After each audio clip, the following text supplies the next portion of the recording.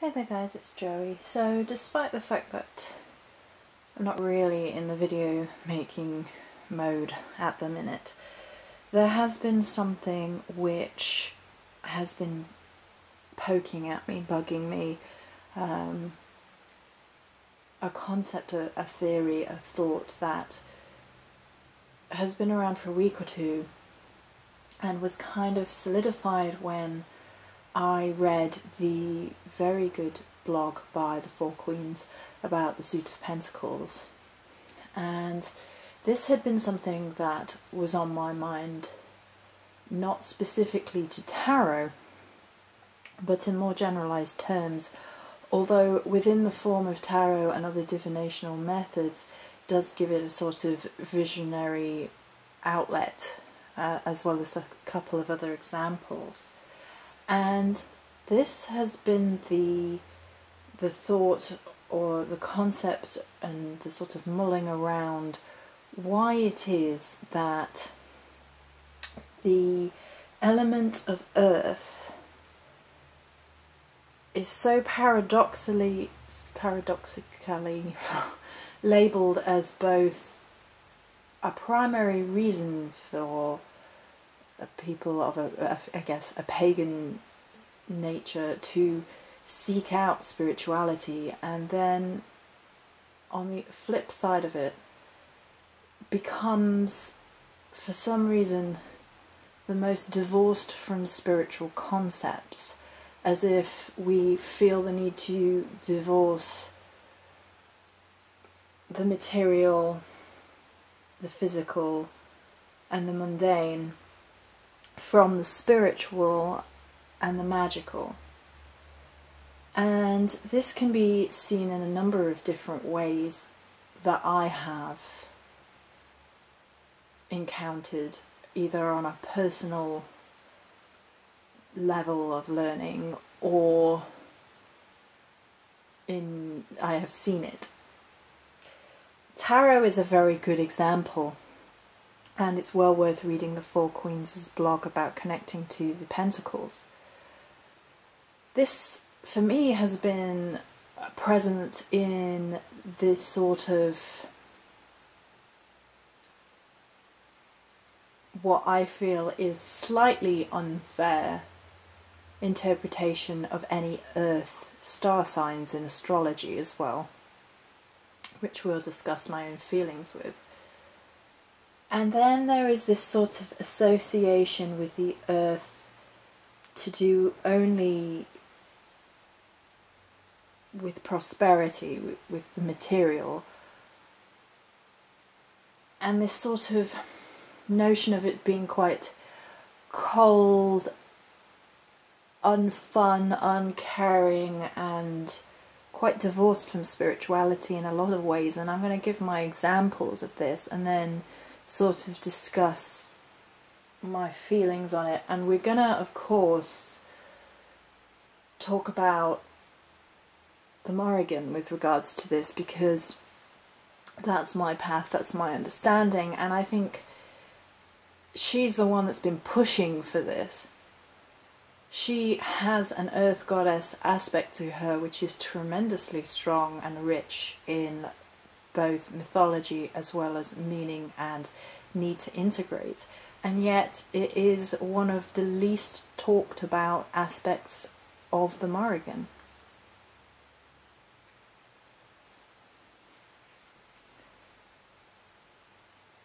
I wrote down about, I don't know, is it a week ago, maybe more, I don't know. But this is what I was posing as the question to myself. Why is it that often metaphysical concepts associated with the element earth are seen as inherently less spiritual? That the pentacles in tarot and the star signs in astrology are sort of given a negative reading, as if they are difficult, unyielding and overly structured, and this somehow does not equate to a spiritual state. Even in terms of direction, with the north winter given in most, not all, sort of directional setups for the element of earth, appears on the surface of it to give Earth a very unyielding, unforgiving season where most everything is dead and dormant. As if somehow, despite the fact that a lot of pagans say that, you know, nature is one of the primary reasons they got into spirituality, somehow it gets less spiritual attention than some of the other concepts and ideals. I enjoy and embrace the idea of as above, so below very strongly, and sometimes I think it gets said without really considering that as below can clearly be seen as earth, and I don't know if it's carrying over from other religions where earth and spirituality are divorced, that life on earth is a precursor, a test for the afterlife. But that's not something that I think should encroach on a path which the primary reason for most people getting involved in it is because of phrases such as nature is my church, which of course is an unfortunate thing because it does heed back to the idea of a church which is from many spiritual or religious paths which largely, not completely, but in the mainstream, largely divorce the earth from spirituality, from deity. It also puts me in mind as to whether or not there is a lessening of credence given that the earth is sometimes, by many,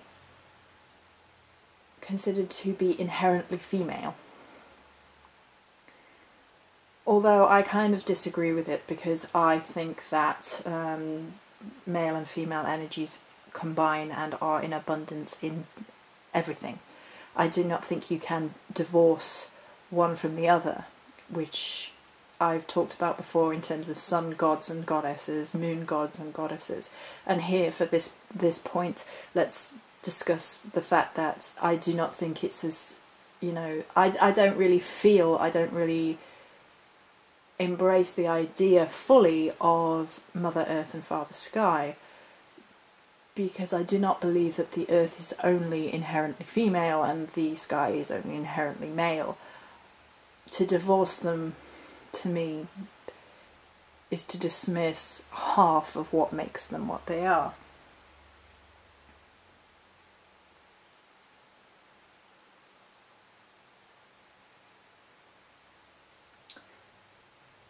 On that point, I think we'll shift away from that a little bit and just talk about methods of divination first,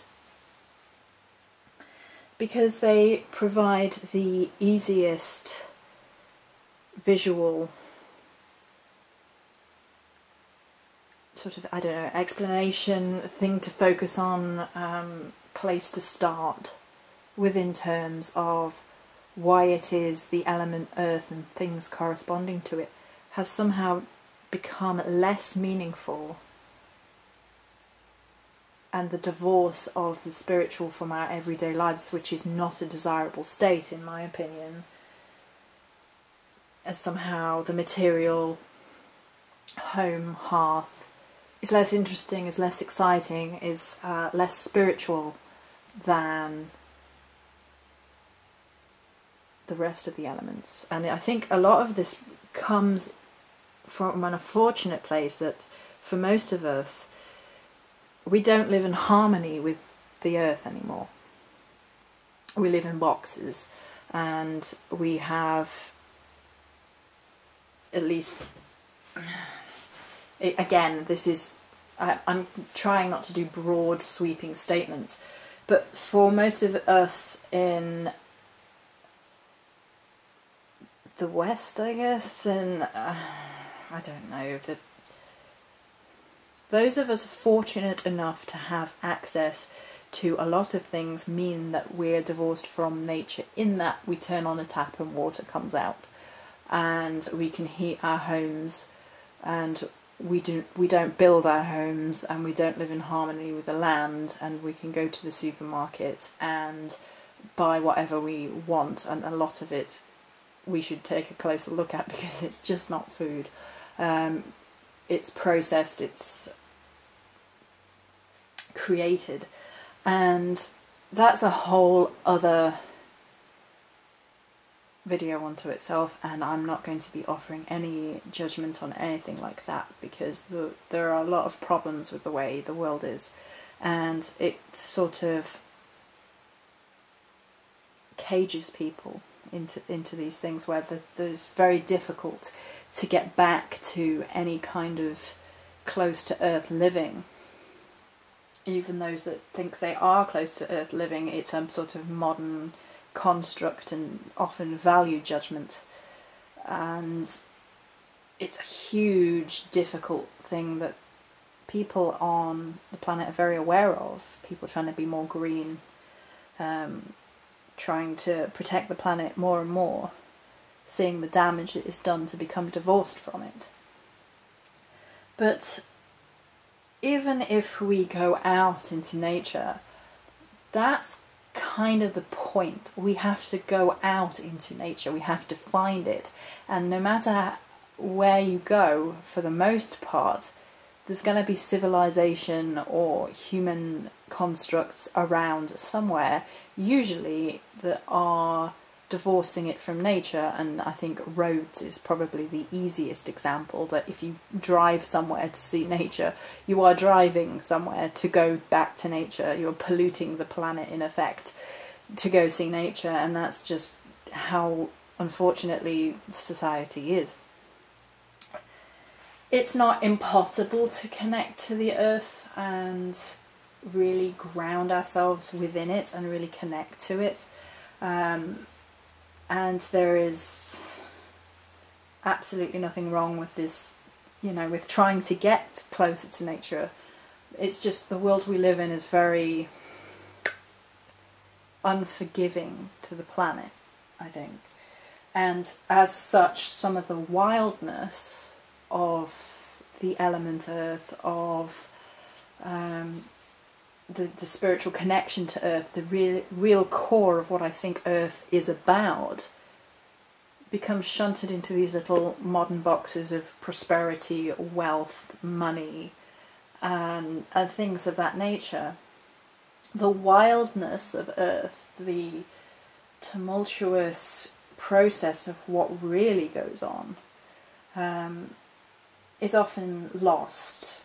And I'm actually going to utilise the Mary L. Tarot for discussing some of these concepts within divinational terms, because I think for me it is the tarot set which has opened me up to tarot more than any other, and has that primal nature within it. And I have chosen 4 cards from the deck itself, which most resonate with some different ideas about the representation of earth and earth magic within pagan practice, which sort of start to unravel that modern disassociation from something older and ancient and more about what earth is.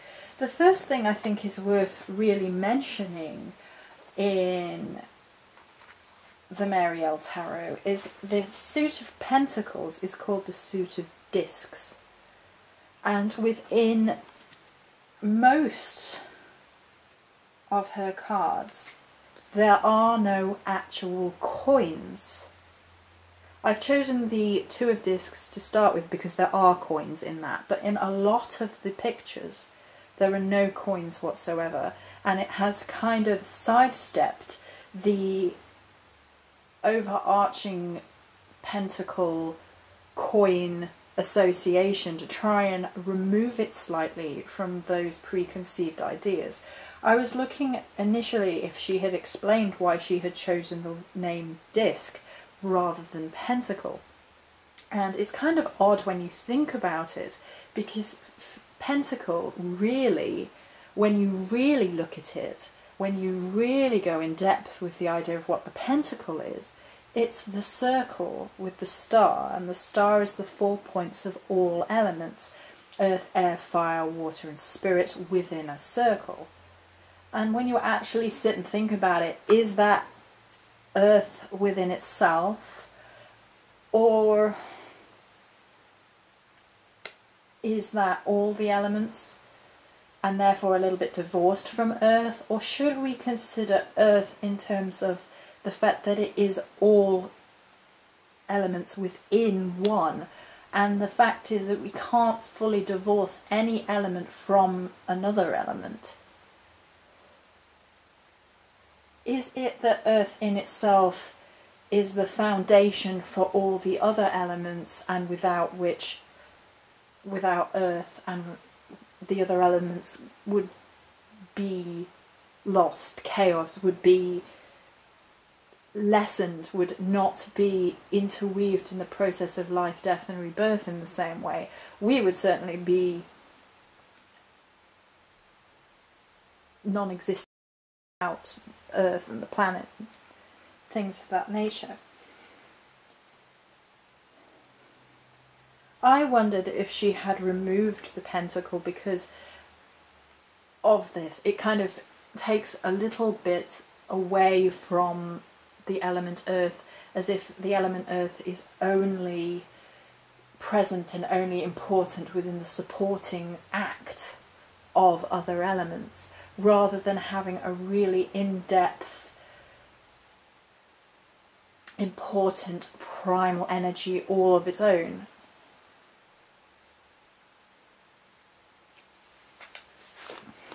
Something to consider.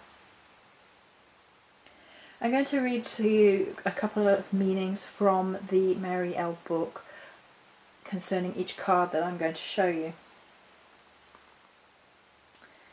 The Two of Discs. One eye is the sun and looks out, and one eye is the moon and looks within. Now, as within, so without is the completion of the as above, so below we mentioned earlier.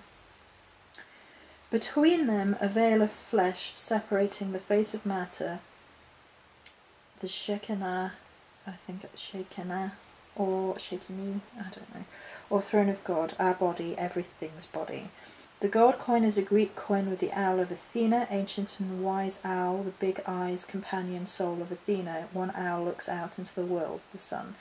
The silver coin has the two faces of the Roman god Janus, god of doorways, passages, and the moon inside divided. The eye sees as the moon... The eye sees to the subconscious, the black pit cave inside us, down inside the earth. Like Odin and Horus, who gave an eye to see the underworld, this is our eye looking within, where it is dark. The Two of Discs is Odin, the oracle, the shaman, who can see both worlds and balance them. So I think what's really important here within this card and within terms of magic is the inner self and the cave. Caves are incredibly evocative places within the earth because they are within the earth. Depending on where you see them, they may or may not incorporate other energies, but I remember being in Tintagel within the cave of Merlin, I think they call it, and it having a profound effect on me. And some people are very deeply uncomfortable being within the earth, being within caves, and would feel much happier and much safer on top of the earth, as odd as it may be. And some of it is about the deep inner reflection that caves sort of bring up. They're one, very feminine in physicality, I guess, with female genitalia often being referred to in many places as a cave. Memoirs of a Geisha is one that pops into my mind. And therefore it's that primal inherent female energy, which we discussed, is some of the problem with the element of earth female, and do some of us have problems aligning that for some reason, that we are trying to understand earth within terms of the material, the home, and a lot of us don't want to just give that a female face because of our modern push to sort of allow female rights and male rights within terms of homemakers. You know, men have as much right to be a stay-at-home father as women do, and their role within the home, and we have these very odd set ideas about roles of the mother, roles of the father, and roles within the home, which can be a real problem for us within terms of psychology, spirituality, and spiritual growth, because we have to smash them. We have to stop allowing societal expectations which are outdated, outmoded, and really non-applicable in a lot of circumstances to define who we are within terms of gender, within roles within the home, and so on and so forth, because it takes away from not only us as people but from the primal nature of the element in which we are investigating, talking about here. Earth is not just the home. Now, caves were a home, a natural home, a natural environment for human beings before we were building our own homes. They were considered often safe spots, which is interesting how now we sort of have this fear of caves in a lot of cases, and you know, you will get modern sort of, and not even just modern, you do get more ancient tales of sort of horror associated with caves and dark places, because we can't see all ends in there. It's also possibly a psychological trigger for the fear of looking into the dark places within ourselves and seeking to balance that within ourselves. Some people would also argue it's a fear of female sexuality within the fear of caves and things of that nature. How far you want to really delve into that is up to you, and whether or not you think that is of prominent importance when engaging with earth energy and exploring the element of earth. For me, it does tie in because as I discuss the Morrigan and things, I think there is a fear of female power and female roles within war and death, and it going against this sort of modern consciousness of what a woman's place, inverted commas and said with disdain, is. In terms of the ancient Celts, their women were very warlike, and now it's somehow divorced. But then again, we are more divorced from war in our part of the world than it's something on TV. It's something that happens elsewhere. And it's something we don't really fully understand, whereas with the ancient Celts, war, and a lot of ancient societies, war had a very direct impact on them, their life, and the land. Earth would play a role. Earth was very much to them a part of death, and then of course a part of life, as they died on the battlefield, blood-soaked fields, and all that imagery which I've discussed before with in terms of Morrigan, and they went back to Earth. And caves, of course, were associated with the other world in terms of Celtic mythology. Often that was more associated with rivers, and therefore you would have the balance between earth and water in terms of the other world and the entrances to other world. But caves were present, and burial mounds were not quite caves, but almost caves that were created for the purpose of death. And largely in terms of earth magic in modern day paganism, you won't see a reference to earth and death for the most part. Maybe in terms of graveyard dirt, but that's about the only one I can think of that is frequently mentioned in modern terminology. Something which is often mentioned and yet sort of fleetingly mentioned is the concept presented in the Three of Discs. The Three of Discs is very much about family. And I'm going to read to you the meanings again. I enjoy this. There's a German proverb here, so I will try my best. I didn't speak German, learn German for a while, but if I get some of the words wrong, I apologise. Es ist noch kein Meister vom Himmel gefallen. No master craftsman ever just fell from the sky. The Three of Discs, is the journey of the soul into flesh. The mother and father take the spark of life and cover it with layer after layer of blood, bone, muscle and flesh. This is symbolised as layers upon layers of gold fabric within the card. Gold is symbolically meaningful, as any ancient Egyptian can tell you. To get it, you must go down into the black interior of the earth with a pick, shovel and rancid air. Through the fear, hardship, sacrifice, dirt and rock, you will find one little golden nugget, rare and beautiful, shining with the colour and intensity of the sun, source of all life and energy. This gold nugget alone in the dark, compressed by tons of rock, is a succinct and poignant symbol of our soul, our true self, not at the outskirts where our ego lies, but in the deep centre of the wheel. Our divine eyes see this mirror to a deeper truth and reveres this little nugget as a reflection of our souls. The mother and father here, male and female principals, care for their baby, the baby Horus, until they release him from their trinity into the quaternary of earth. To take care to nurture the God-given gift you have received, to become the master of it and benefit the world. So within the primary focus of this card, I hope you can see okay. Yeah. It looks a lot like family.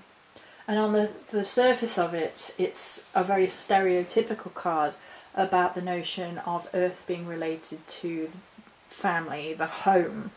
But when you actually read the card and really start to think about the card, this is about life.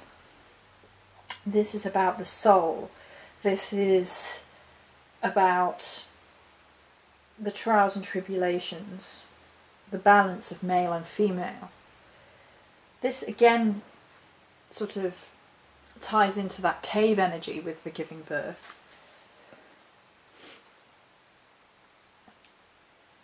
And here again it is the inward search for spirituality. It's what makes us who we are. You know, we are genetically made up of the material of our father, our genetic father and our genetic mother, the genetic male and the genetic female. But that's not what comprises our soul. That's not what comprises who we are and all the different factors that come into it. And here this card really does show that roots sort of may start off our spiritual journey, but they are not the defining and only thing that makes us who we are. There's a lot of perhaps over-reliance on roots in terms of who we are. And I see this in terms of people asking me where my family is from, as if it matters within the terms of the Celtic pantheon. As if somehow me having Celtic roots would make any difference to who I am as a person today. As it happens, I do have Celtic roots. Although, again, for some reason, that has come into question because it's not Scottish. I mean, which is ridiculous, and a complete misunderstanding of it. I have Welsh and Irish roots, so that to me is odd. The emphasis on where we come from in terms of earth magic, you know, roots, and roots has come into terms of who our ancestors were. And whilst I'm all for honouring your ancestors and learning their lessons, it's divorcing who you are from who they are. It's not a complete defining feature of who you are. It's sort of a little bit unfair as well on the idea of what roots are, what grounds us, what makes us who we are. It's not who our forebears were.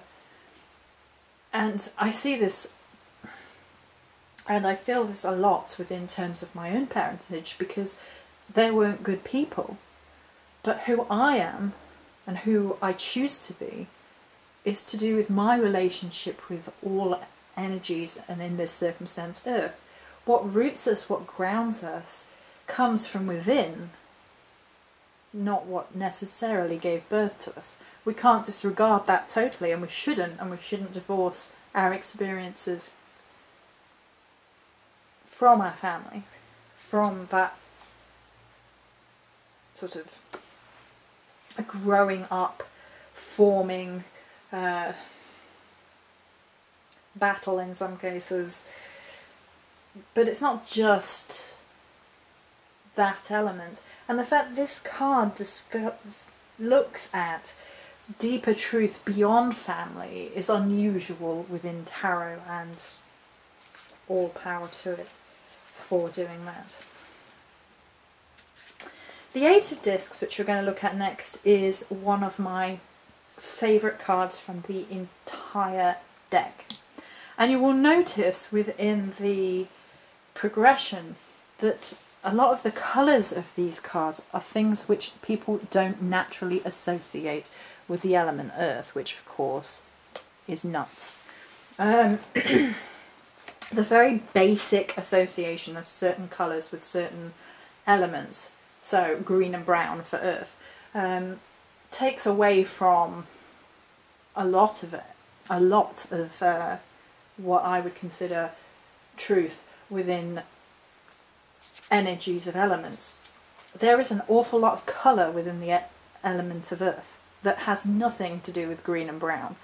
Every colour of every animal or beast which we associate with being within the realm of Earth, every tree, every flower, and so on and so forth. Brown, and it's one of these things I've actually had problems with myself in terms of crystals, which is why they're in shop. I've always felt a little bit, growing up, I felt really out of place with the energies of Earth, the star sign that I was born with, which is Virgo, which is an Earth sign, and crystals to do with Earth energies. And so we have some in shot, and a lot of it is agate. So this one is tree agate, that one's tree agate, that one's moss agate, that one's Dalmatian jasper, this one's moss agate as well, peridot and ephrodite in prehnite, is that right? Yeah, anyway, prehnite is a really good one for when you want to go beyond the very basic limiting energies of what Earth is, because it's about the primal and is well worth an investigate. And if I'd have thought about it, I would have brought the Crystal Bible in, but I didn't. But I think if I do that, we're going to go even longer than this video is already going to be ranting. But the point is that growing up, and even to this day, I had certain difficulties connecting to these ideas of what an earth crystal or an earth sign was. And I always felt that Virgo's got a terribly bad rap within astrology. And it's true for the other earth signs as well. But obviously I am a Virgo, so I was paying more attention to that.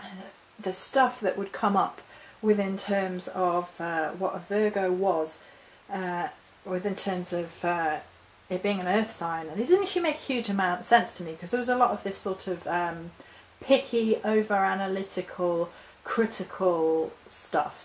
Now that all comes from a negative interpretation of Mercury energies under which Virgo falls. Mercury being associated with language and spoken word and analytical abilities connecting into it, to my understanding of it. It's never something I've really gone in depth with, star signs and astrology, although I've read around it a bit. And I've seen people saying that Virgos are completely and incredibly antisocial and don't get on with people. And then on the flip side, they're servants. They like to be of service, so they make good nurses or teachers and things of that nature. And that doesn't make a whole lot of sense to me if you were saying they're overly critical and not nurturing personalities, because how can you make a really great teacher if you're not nurturing and you're overly critical all the time, because then you're just breaking down your students? And how can you be a really good nurse or caregiver or whatever if you're overcritical and you don't get on with people? It doesn't make a huge amount of sense to me. And it's, in terms of earth signs in general, there's this stubborn, obsessed with material items, hearth and homey, but sometimes you get told they're sensual because they're of the earth, but that again gets divorced because it's a bit dirty, and for some reason the earth then gets disassociated with sensuality and sexuality. I don't fully understand this at all. Fire in that is the sexual thing, they got that sexual on the go and that's fine, and they've got that fizz and that thing, but earth, and they get called sensual beings, and then it's kind of ignored and pushed off to the side. And it's like, earth is the body. How is earth disassociated from sexuality? This is another thing which ties into the Morrigan. And I don't understand if this is, again, this is earth being supposedly feminine in energy, and then female sexuality becomes sort of this, and is still this sort of taboo-y subject, with the double standards that still exist within terms of female sexual enjoyment and male sexual enjoyment.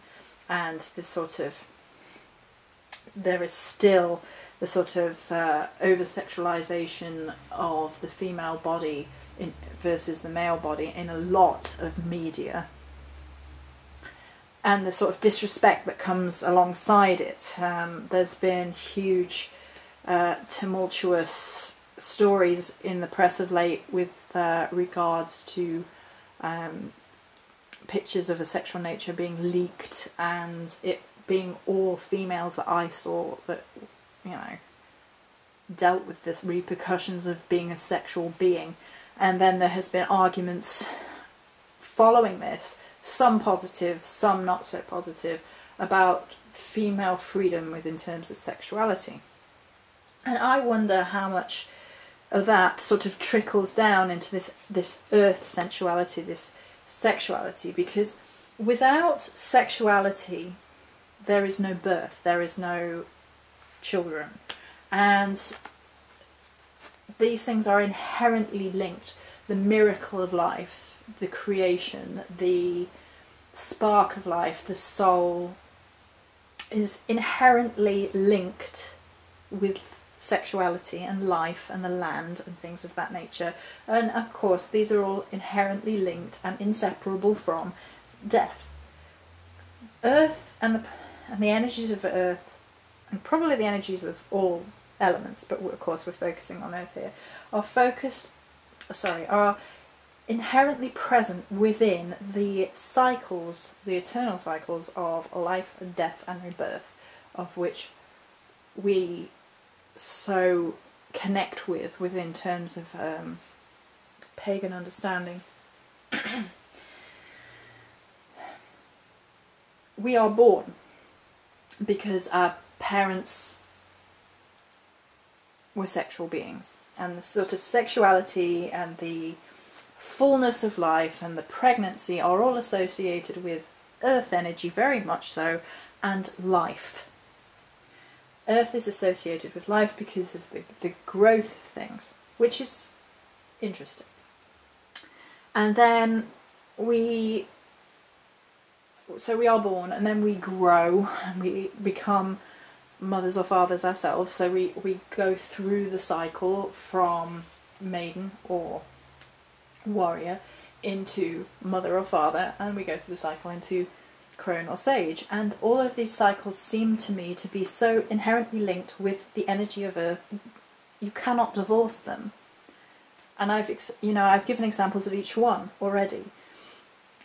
Caves arguably being present in each, and the idea of that miracle of growth, that primal miracle of growth, the seed within the earth which must force its way out forcibly in all circumstances. It's probably not fair. There are probably examples of life which don't have to force themselves out, but I can't think of any offhand. But there is that metamorphosis and of the seed which grows and forces its way out, physically forces its way out through the existing earth around it, in terms of the acorn pushing through the ground, the baby pushing through the mother. And birth is this hugely primal energy, this creation, this battle for existence, that nowhere within generalized what is earth energy is ever discussed, that I have seen. And then that life and that growth and what makes us who we are and what makes a soul of something, and inherent in all living beings, be they trees, be they plants, be they flowers, be they animals or two-legged animals. That miracle of life is another energy which, to be honest, to me, is so inherently expressed by the energy of earth, unlike any other, and yet we seem to try and remove that into the room of the astral, I guess, the unknown. And I don't think, as I said earlier, that you can remove them. I think the energy of spirit and the energy of earth are so intertwined within the fabric of the universe that to try and really divorce them doesn't make a whole lot of sense to me.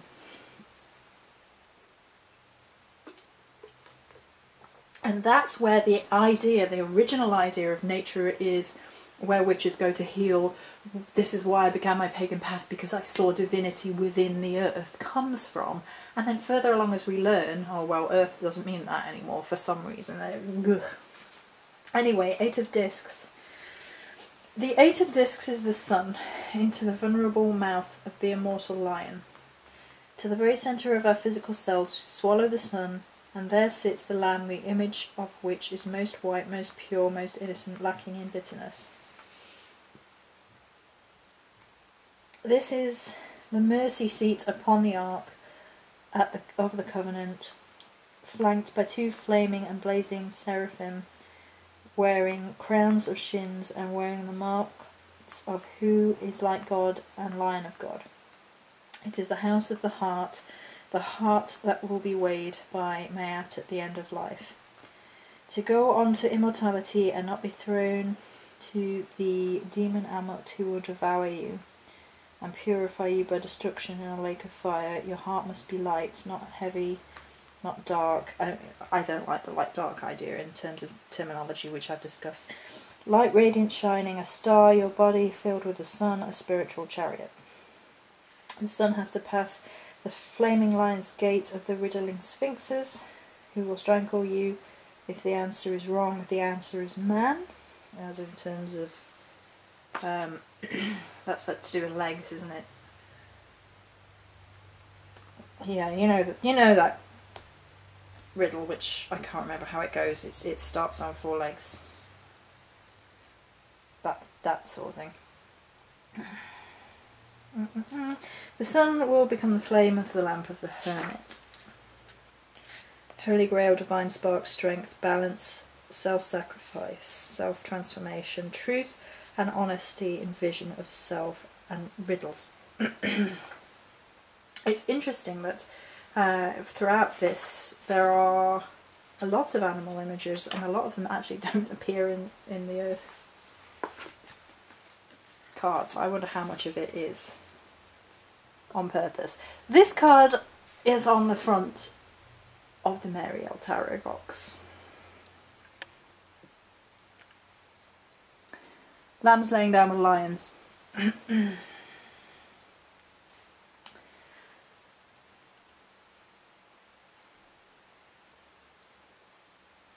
It's kind of destruction, this card.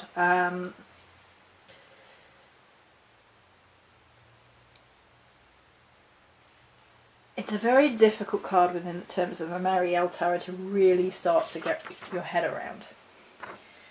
Right, so let's take the basic meanings and go with that. So, Holy Grail, heart, divine spark, strength and balance. It's about the things that we seek within ourselves.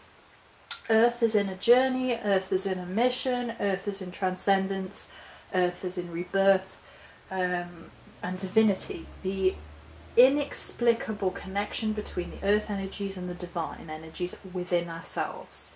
Often the introspection that comes with these cards.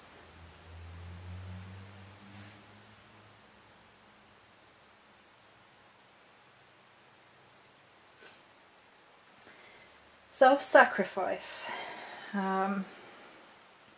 Self-sacrifice in terms of earth energy seems to be inherent within the earth. The earth is constantly sacrificing for the life of everything else. The energies of the earth is constantly cold for the life and the cycles of life. Within normal, natural, balanced energies, this would just be part of the cycles. Creatures eating other creatures. Creatures eating energies of plants and grass and things of that nature. Obviously we don't live in the natural balance of things. We are fairly divorced from what the earth energy would be. And self-transformation, I think honestly we've covered transformation within terms of earth energy. The traditional meanings of the Eight of Pentacles rather than the Eight of Discs is a dark girl, beauty, chastity, innocence and passivity, which goes to show you how different the Mariel Tarot is and why I really adore it in terms of going beyond the given meanings and going into the primal. So, last and not least in terms of my picks is the Queen of Discs. I would definitely wanted one of the court cards, which is something else the Thefourqueens has discussed recently. Right, here we go. Hathor means House of Horus. She also appears in the Nine of Swords, where she is the embodiment of eternity. The earth is eternity made material and flesh, and containing within it divine life force, Horus. The origins of Hathor go back before history into the Aeon of Taurus, where the bull's horns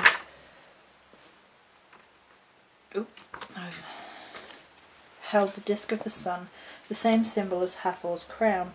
In some stories, Hathor as a cow swallowed the sun at night to keep it safe, a common story throughout the ancient world.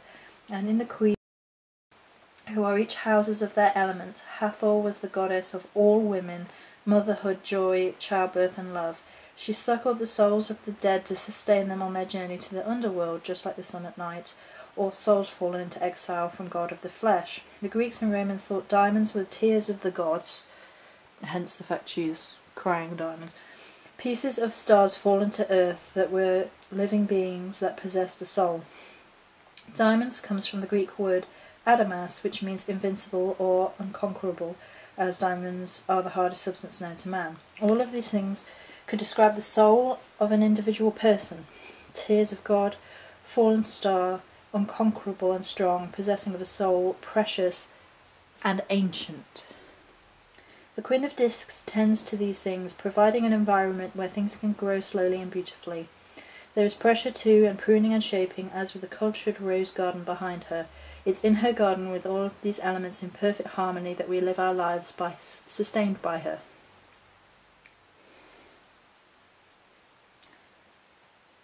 This is why I love this deck. I think that kind of sums up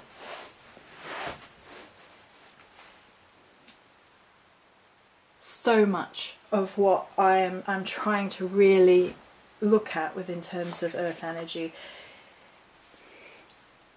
I've said before about tending your own garden, and garden in terms of your own soul, your own being, your own personage, I guess.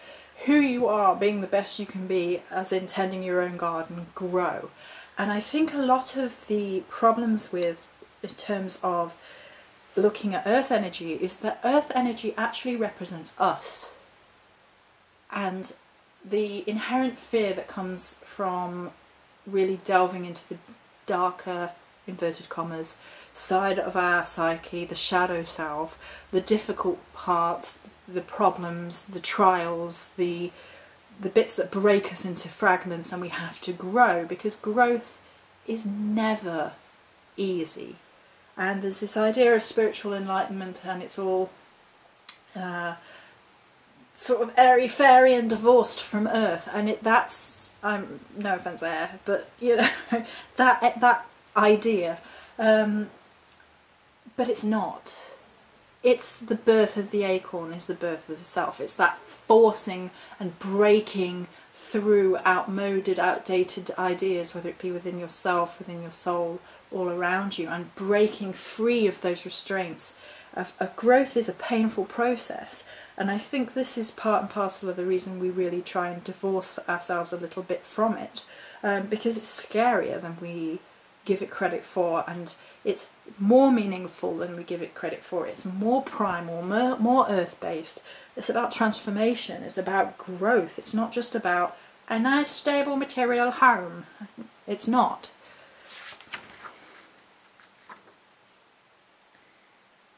In terms of the Morrigan is very much associated with the land, which, as I said, is often her least mentioned form, and the form that people don't understand. The idea of the sacred grove and trees and the ogam, which is why they are present, are all indicators of the inherent sacredness of earth. The ogam for me really opened up my spiritual experiences to divination and to the energies around me, and to pushing me along my spiritual path, and I recommend the ogam to anybody. But the sacred grove really took that onto a whole new level, whereby druids believed they could hear the sacred whispers of the gods between the rustles of the leaves within the sacred grove. And this was all earth. This is all earth. And the deep spiritual meanings inherent within the element of earth.